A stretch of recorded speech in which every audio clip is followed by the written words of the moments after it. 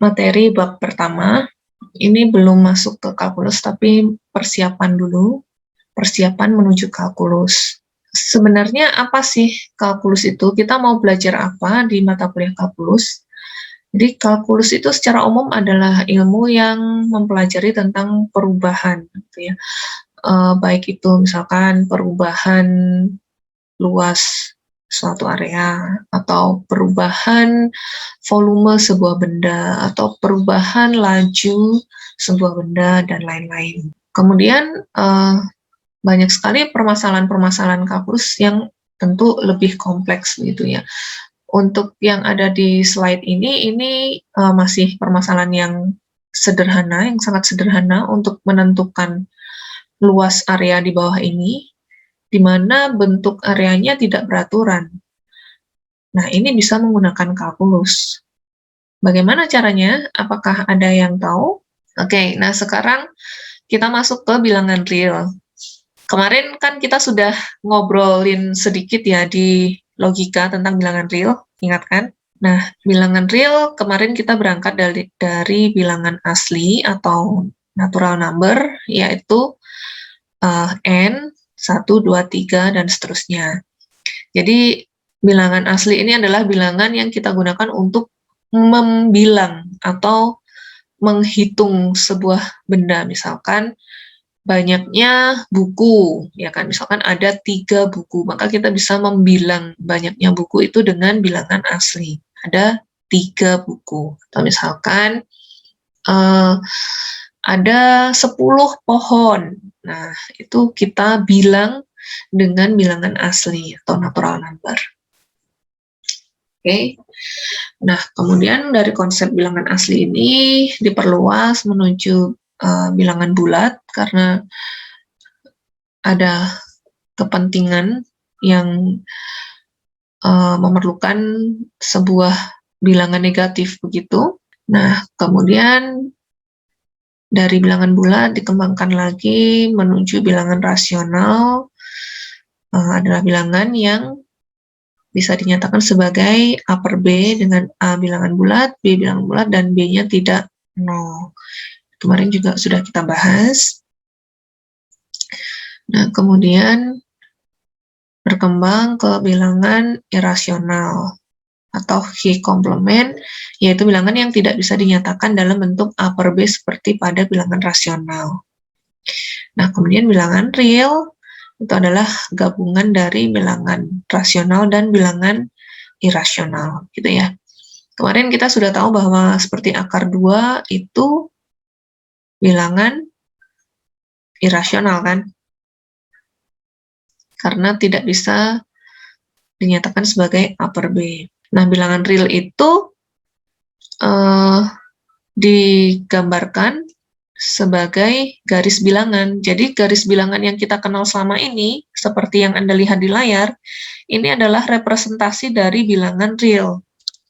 Ya, jadi bilangan real itu adalah tidak lain garis bilangan ini. Jadi, titik-titik itu merepresentasikan sebuah bilangan di setiap titiknya. Misalkan di sini ada 1/4, kemudian di sini ada 1/8, dan seterusnya.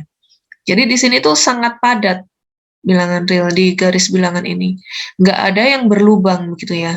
Setiap titik itu pasti ada bilangan yang merepresentasikan titik tersebut. Nah, misalkan antara 0 dan setengah misalkan ini. Ini 0, ini setengah. Di sini ada setengahnya ada 1/4. Di sini setengahnya lagi ada 1/8. Setengahnya lagi ada bilangan. Ini pun antara 1 dan 1/8, setengahnya berapa berarti? 1/16 ya. Kalau dari 0 sampai 1/16 ini kalian zoom lagi, kalian perbesar, ini 0, ini 1/16, maka ini ada bilangan lagi, 1/32. Ini ada bilangan lagi, 1/64. Antara 0 dan 1/64, kalau kalian perbesar lagi, tetap bisa lagi, ini 1/64, dan seterusnya begitu. Jadi sangat padat ya. Jadi antara 0 sampai misalkan ini 1/128, di sini pun ada sangat tak hingga banyak bilangan kan di sini. Itulah bilangan real yang direpresentasikan sebagai garis bilangan. Yang namanya garis nggak pernah ada lubang di sini.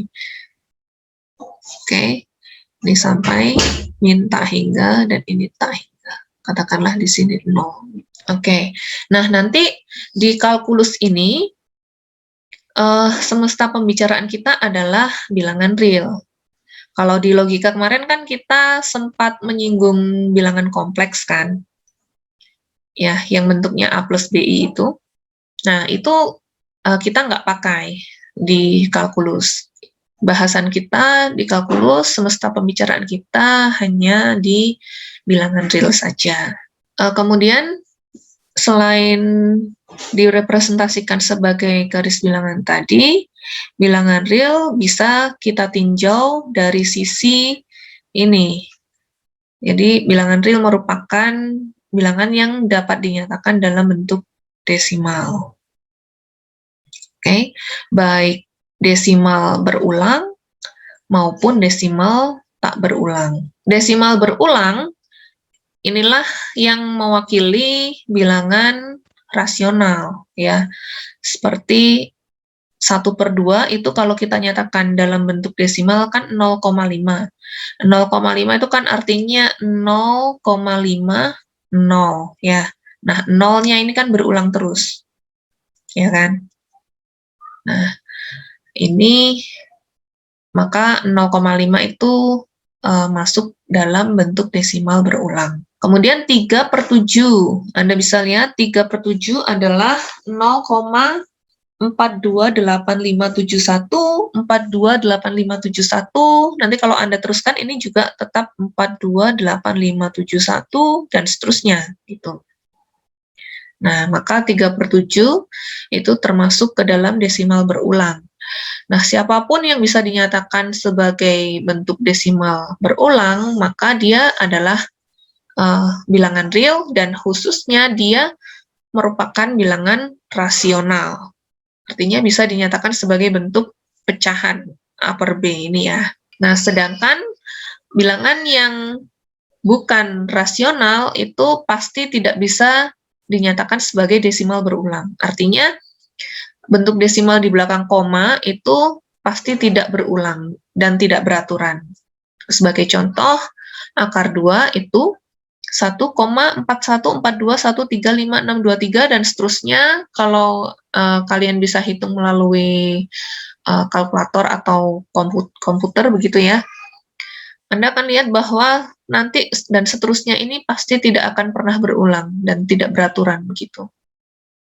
Maka akar 2 ini bukan merupakan bilangan rasional, dia adalah bilangan irasional. Tapi dia tetap masuk ke bilangan real, karena bilangan real itu kan gabungan antara bilangan rasional dan bilangan irasional. Jadi bilangan asli termuat di bilangan bulat termuat di bilangan rasional termuat di bilangan real, seperti yang sudah kita bahas kemarin. Ini adalah beberapa sifat bilangan real. Jadi sistem bilangan real, atau kita notasikan dengan R begini ya. Ini dilengkapi dengan operasi penjumlahan dan operasi perkalian. Jadi kalau bilangan real, kemudian kita berikan operasi penjumlahan dan operasi perkalian terhadap bilangan itu, maka dia akan memenuhi sifat-sifat aljabar. Yang pertama, sifat aljabar itu ada sifat komutatif, asosiatif, identitas, nanti ada inverse, dan seterusnya, banyak ya. Yang kita nggak bahas lebih lanjut di sini, nanti kita akan bahas ini lebih lanjut di semester depan kayaknya. Semester depan nanti kita bahas di struktur aljabar. Ini hanya mengenalkan sedikit saja. Jadi ada sifat aljabar komutatif misalkan. Komutatif tuh apa? Ada yang tahu? Oke, kalau kita, ini untuk setiap bilangan real A dan B, A ditambah B pasti akan sama dengan B ditambah A, begitu ya. Ya, ini sifat komutatif. Komutatif penjumlahan. Ada juga komutatif perkalian. Jadi A dikali B sama dengan B dikali A, ya kan, di bilangan real. Berlaku nggak? Berlaku. Ya. Oke. Kemudian nanti ada sifat asosiatif, sifat identitas, dan lain-lain. Kemudian selain sifat aljabar itu berlaku di bilangan real, ada juga sifat urutan. Seperti hukum trikotomi, sifat transitif, simetri, dan seterusnya. Jadi hukum trikotomi itu kalau misalkan kita punya sembarang bilangan real, katakanlah A dan B, jadi misalkan ini, di mana di sini. Jadi untuk setiap A, B bilangan real, pasti berlaku salah satu dari 3 hal ini, yaitu A kurang dari B, atau A sama dengan B, atau A lebih dari B. Ini adalah hukum trikotomi. Jadi untuk sembarang, kalau Anda ambil 2 bilangan sembarang di R, maka pasti yang terjadi adalah tidak lain satu di antara 3 ini, ya kan? Kalau Anda ambil A-nya, misalkan A-nya 3, B-nya 5, maka A dan B yang ini, yang saya lingkari, akan memenuhi sifat yang ini kan, A kurang dari B. Oke. Begitu juga kalau misalkan Anda ambil A-nya 2, B-nya 2, maka ini memenuhi sifat yang kedua, dan seterusnya, gitu ya. Atau nanti Anda ambil A-nya 10, B-nya 7, maka ini memenuhi sifat yang ketiga ini, satu di antara 3. Ini adalah sifat trikotomi, hukum trikotomi. Nanti ada juga sifat transitif. Sifat transitif itu yang gimana? Sifat transitif itu kalau A kurang dari C, begitu ya. Kurang dari B, dan B kurang dari C, maka pasti A-nya kurang dari C. Ini adalah sifat transitif.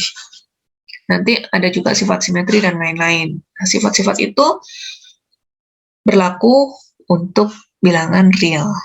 Nah, kemudian sifat yang ketiga adalah sifat kelengkapan, yaitu bilangan real merupakan garis yang tidak berlubang. Ini seperti yang sudah saya ilustrasikan tadi di awal. Artinya, garis bilangan real adalah representasi dari R. Ya, jadi setiap titik pada garis bilangan real itu menyatakan sebuah bilangan. Ini jelas ya yang tadi.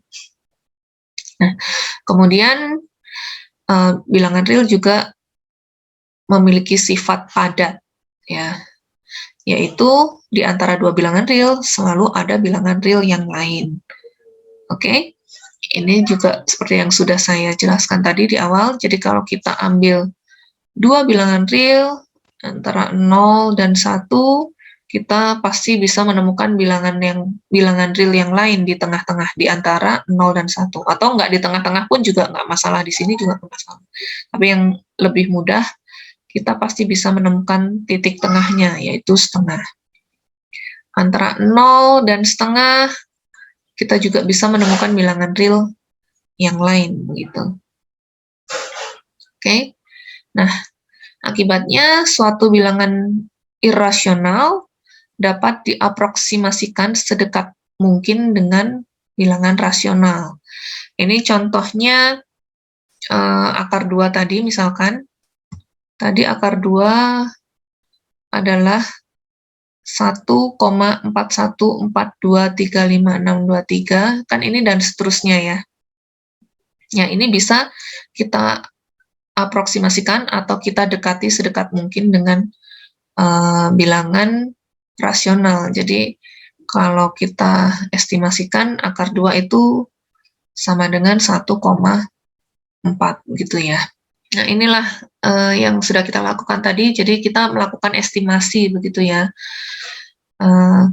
Baik itu terhadap bilangan-bilangan irasional maupun kita melakukan estimasi dalam berbagai perhitungan gitu. Kenapa penting melakukan estimasi? Karena kadangkala walaupun kita mengerjakan soal dan kita bisa menggunakan kalkulator, tapi yang namanya manusia itu tidak terlepas dari kesalahan gitu kan. Yang namanya salah pencet di kalkulator itu sangat-sangat mungkin terjadi. Nah, salah pencet satu tombol saja itu akan menyebabkan sebuah jawaban itu akan bisa apa istilahnya, kayak nyelentang jauh gitu loh, ya nggak? Anda menambahkan satu digit saja, maka jawabannya akan jadi sangat jauh sekali dalam perhitungan, ya kan? Nah, maka dari itu, ada baiknya kita melakukan estimasi terlebih dahulu sebelum menghitung, baik menghitung manual maupun menghitung menggunakan kalkulator. Nah, bagaimana cara melakukan estimasi? Caranya ya kita dekati, kita lakukan aproksimasi seperti tadi. Misalkan nih, kita diminta untuk menghitung ini akar 430 ditambah 72 ditambah akar pangkat 3 dari 7,5 kemudian dibagi 2,75. Ya kita dekati dengan bilangan-bilangan yang kita tahu nilainya akan dekat dengan bilangan yang ada di soal gitu. Misalkan akar 430 itu paling dekat dengan berapa menurut kalian? Dekat dengan 20 kan? Iya kan? Karena kita tahu akar 400 itu jelas 20 ya kan? Nah, ini dekat dengan 20. Kemudian ditambah 72, ini kan tidak perlu diestimasi, 72. Kemudian yang ini dekat dengan berapa? Akar pangkat 3 dari 7,5. Dekat dengan 2 ya. Karena kita tahu akar pangkat 3 dari 8 itu 2 kan? Iya. Oke. Kemudian ini kita dekati menjadi 3 begitu ya. Nah, kemudian ini jadi berapa? 94 dibagi 3. Nah, 94 dibagi 3, maka dia dekat dengan 30, ya nggak? Iya. Oke. Nah, berarti Anda sudah tahu bahwa, oh ini nanti pasti kira-kira hasilnya akan di sekitar 30 begitu. Jadi ketika Anda melakukan perhitungan ini menggunakan kalkulator, kemudian ternyata jawaban Anda misalkan jawabannya adalah 90 atau 65, maka Anda tahu pasti Anda melakukan kesalahan dalam menghitung menggunakan kalkulator. Karena estimasi Anda adalah 30 ini. Bu, maaf sebelumnya mau bertanya. Oh iya. Itu kan 94 bagi 3 kan mendekati ke 31. Jadi itu nggak apa-apa kalau kita pakai 31 gitu nggak apa-apa? Oh iya, nggak apa-apa. Ini karena Anda dekati menjadi 31, boleh-boleh saja. Karena kan ini bukan jawaban yang akan Anda tampilkan kan sebenarnya. Iya. Ini hanya estimasi yang Anda lakukan sehingga Anda bisa yakin bahwa nanti dalam melakukan perhitungan yang sesungguhnya, yang perhitungan Anda itu tidak salah, begitu saja. Oh iya, makasih Bu. Iya. Berapa jadi ini jawabannya? Yang sebenarnya boleh dihitung menggunakan kalkulator? 34,43. Oke. Jadi itu ya. Berarti perhitungan Anda menggunakan kalkulator itu tidak salah karena sesuai dengan estimasi yang Anda lakukan. Jadi estimasi ini sebenarnya adalah untuk melatih intuisi kita terhadap angka, begitu, terhadap bilangan. Jadi melatih kesensitifan kita terhadap bilangan gitu. Jadi ketika Anda melakukan penghitungan, kayaknya nih ada yang salah nih. Itu tuh terlatih karena Anda bisa melakukan estimasi, begitu saja sebenarnya. Ini sedikit tentang logika. Kenapa sedikit? Karena logika sudah kita bahas di mata kuliah tersendiri ya. Jadi ini cuman pengenalan sedikit saja, karena di kalkulus tentu nanti akan banyak teorema-teorema yang mengandung pernyataan-pernyataan yang kita pelajari di mata kuliah logika. Jadi mau nggak mau ini harus diberikan walaupun sedikit. Nah, seringnya teorema matematika itu dinyatakan dalam bentuk implikasi, yaitu jika P maka Hi, dan dinotasikan dengan ini ya, P implikasi Hi. Ada yang ingat tabel kebenaran P maka Hi? Kalau kita punya dua pernyataan, P dan Hi, maka kemungkinannya kan ini ya, pernyataan P benar, pernyataan Hi benar, atau pernyataan B benar, pernyataan Hi salah, atau pernyataan P salah, pernyataan Hi benar, atau pernyataan P salah, pernyataan Hi salah. Nah, kemudian hasil implikasinya bernilai apa? Ingat nggak? Ini adalah tabel kebenaran dari implikasi. Nah, kemudian ini ada pertanyaan, jika X lebih dari 1, maka X kuadrat lebih dari 1. Benar atau salah? Benar ya? Benar. Oke. Kemudian sebaliknya, jika X kuadrat lebih dari 1, maka X lebih dari 1. Benar atau salah? Contohnya ini misalkan 4 begitu ya. X kuadratnya 4, maka X-nya bisa jadi min 2 begitu ya. Padahal min 2 itu tidak lebih dari 1. Oke. Nah, berarti kalau ini saya nyatakan sebagai P, ini sebagai Hi. Yang pertama ini kita punya jika P maka Hi kan. Ini tadi bernilai benar, kemudian yang bawah ini jika Hi maka P. Nilainya salah ya. Oke. Jadi kalau kita punya implikasi P maka Hi, maka nilai kebenarannya tidak selalu sama dengan Hi maka P ya. Hi maka P ini apanya P maka Hi? Iya, kebalikan ya, atau converse. Nah, nanti ada yang namanya kontraposisi. Kalau kontraposisinya P maka Hi itu gimana bentuknya? Negasi Hi maka negasi P. Ini ya, kontraposisinya. Nah, sekarang ini latihan. Coba silakan Anda kerjakan. Cari dua bilangan irasional yang jumlahnya rasional. Ada enggak? Kemudian yang kedua, cari bilangan irasional di antara 3,14159 dengan V. Kemudian yang ketiga, kira-kira sudah berapa kalikah jantung Anda berdenyut saat berulang tahun ke-18? Nah, ini kan pakai estimasi kan, yang ketiga ini.